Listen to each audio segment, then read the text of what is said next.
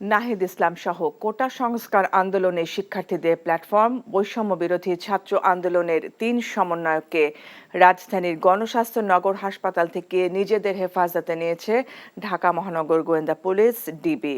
অপর 2 সমন্বয়ক হলেন আসিফ মাহমুদ ও আবু বাকের মজুমদার। এরা 3 জনই ঢাকা বিশ্ববিদ্যালয়ের শিক্ষার্থী। একদল ব্যক্তি সাদা পোশাকে শুক্রবার বেলা 3:30টার দিকে ধানমন্ডির ওই হাসপাতাল থেকে তাদের তুলে নিয়ে যান।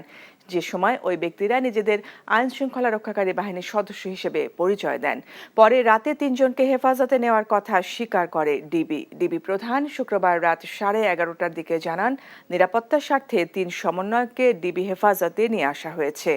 সহিংসতার বিষয়ে তাদের কাছে কোনো তথ্য আছে কিনা তা জানতে চাওয়া হবে। এই 3 জনকে এর আগেও একবার তুলে নেওয়া হয়েছিল। এখন জন্ম সনদ দিয়ে খোলো বিকাশ স্টুডেন্ট অ্যাকাউন্ট। নিজের বিকাশ নিজে কর।